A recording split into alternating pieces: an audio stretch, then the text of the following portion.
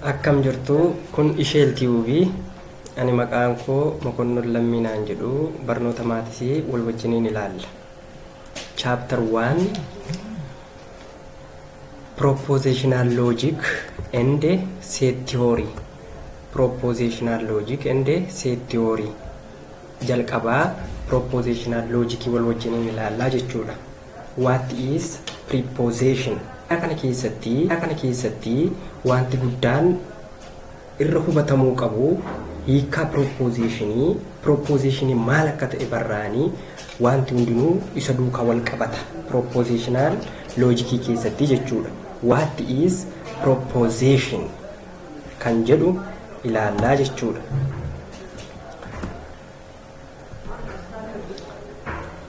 Proposition or statement.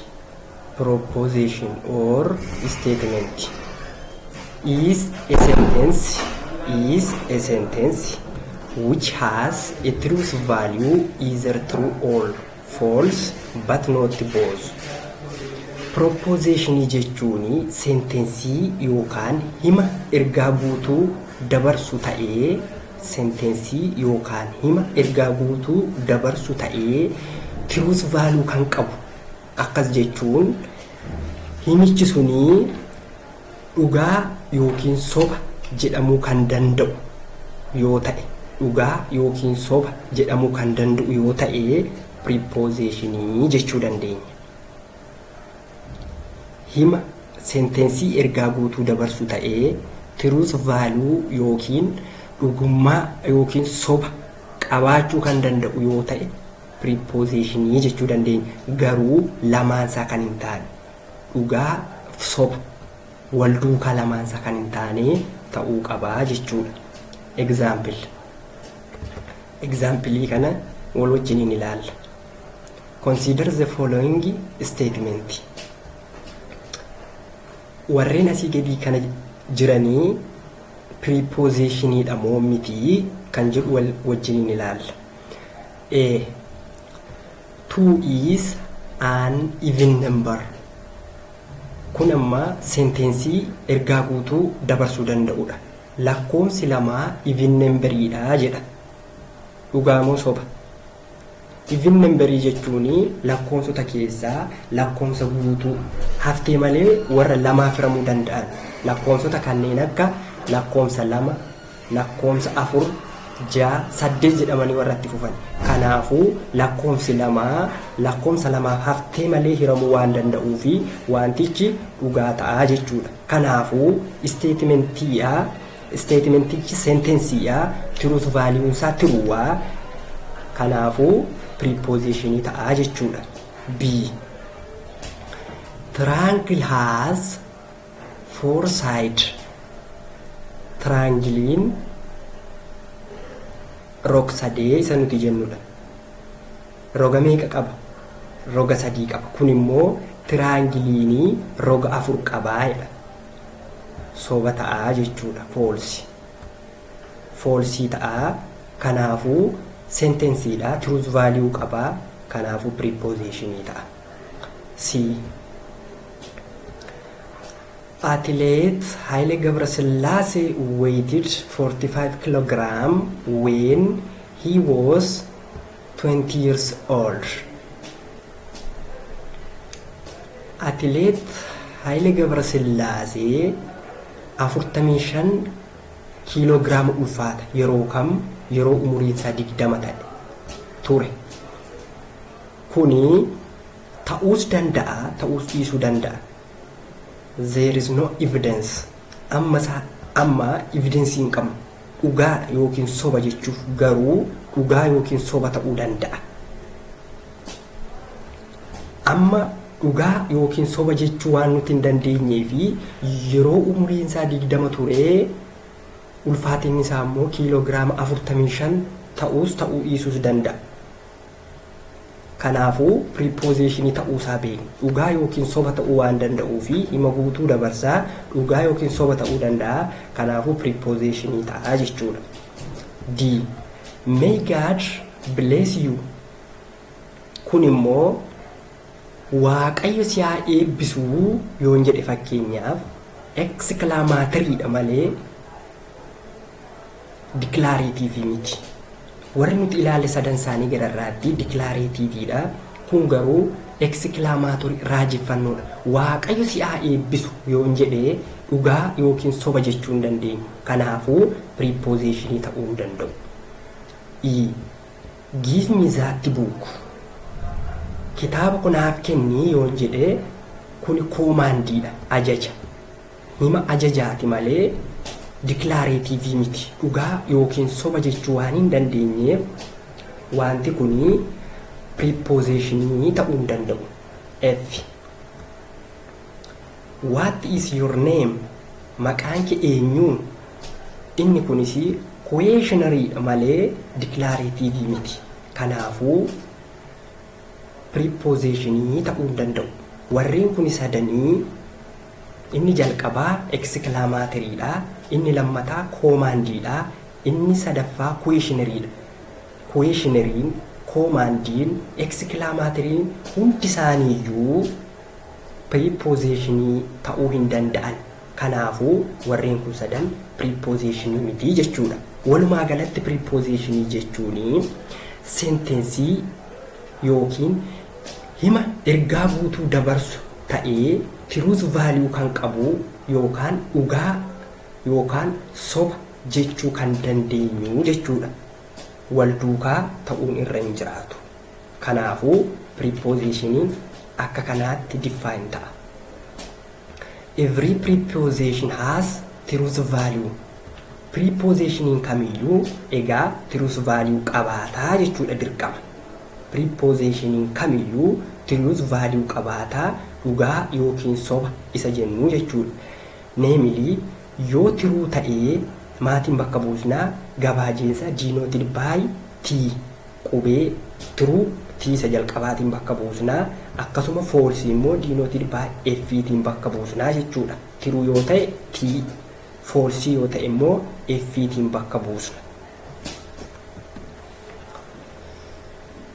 Logical connectivity. Logical connectivity. Prepositionoota jiran kanaa kanneen walitti warreen hidhanii jechuudha. Logical connectivity. There are 5 propositional connectivity. Warreen walitti connect godhan kunii warreen walitti hidhan kunii shantu jiru. Inni jalqabaa conjunction or and isa nuti jennu walittidha. Fiitiin kan walitti hidhamu jechuudha. Fiitiin kan walitti hidhamu sentensii tokko dubbannee kaanee sentensii biraa ittaansinee dubbannaa akkas ta'ee fi akkasi jennee kan nuti fiitii walitti qabnee dubbannu endee isa nuti jennudha. Inni lammataa immoo disjunction or yookiin isa nuti jennu sentensii yookiin hima tokko dubbannee yookiin jennee hima biraa ittaansinee kan nuti dubbannu yookiinitiin kan walitti hidhamu. Inni sadaffaa implication iffizeen kun immoo yoo ta'e akkas hima tokko dubbannee yoo ta'e hima biraa kan nuti ittaansinee dubbannu jechuudha. Inni itti aanu by implication if and only if jedhama. Logical equivalencies hin jedhama. Kana jechuun immoo ta'ee yoo ta'e isa nuti jennudha.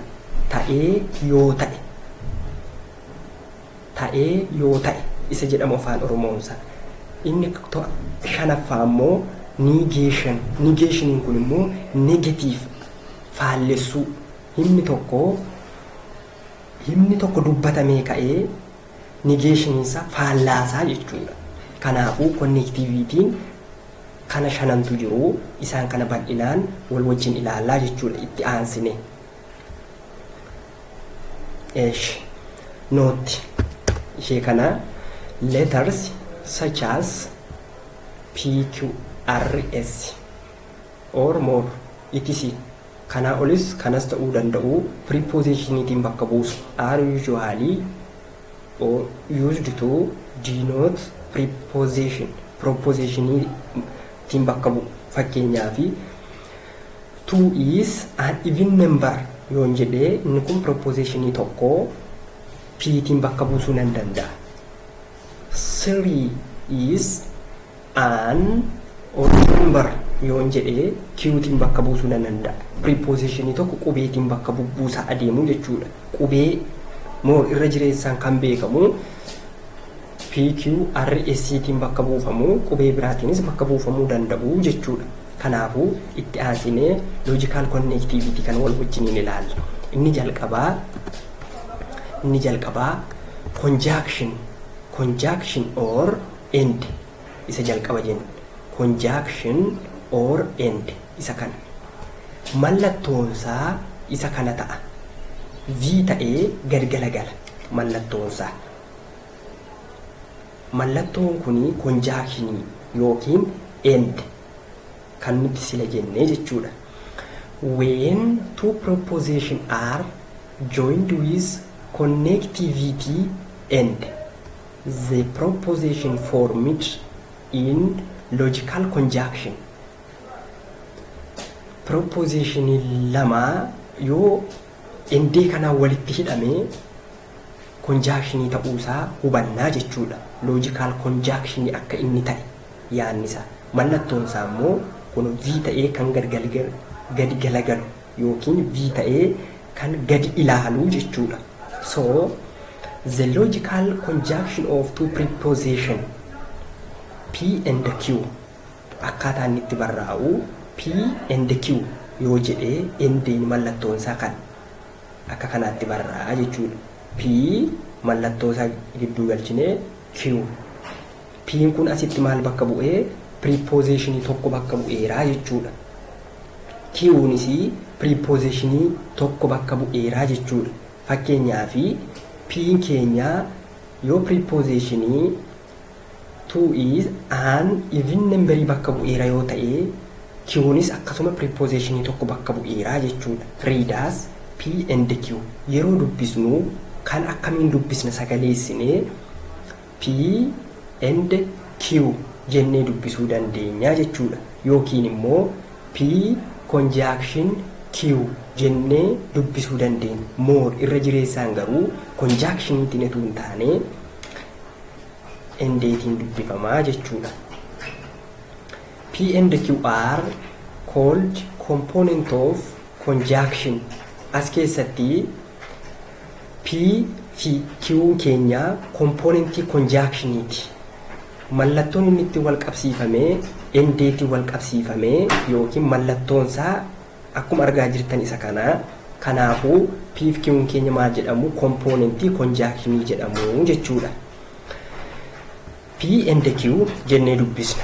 Kana booda mallattoon kun dhuftennaanii P and Q mallattoon kun gidduu jiraannaan endee akka ta'u. If P and Q is true, if and only if P is true and Q is true. Kana jechuun kan inni dhugaa ta'uu danda'u loojikiin kuni endeetii wal qabateera taanaanii P'nis Q'nis yoo dhugaa ta'e qofaa dhugaa ta'aa jechuudha. Wanti guddaan conjunctionii kana keessatti hubatamuu qabu isa kana. Walitti hidhamsi gambiraa hundi isaa soba ta'a. Tiruu and tiruu qofaatu tiruu ta'uu danda'a. Tiruu and falsiin falsii ta'a. Falsi and falsiin falsii ta'a. Garuu kan yeroo hundumaa dhugaa ta'uu danda'u endee keessatti kompoonentiin lamaan saayyuu yoo dhugaa ta'e qofaadha. Tiruu steebilii isaa ilaalla.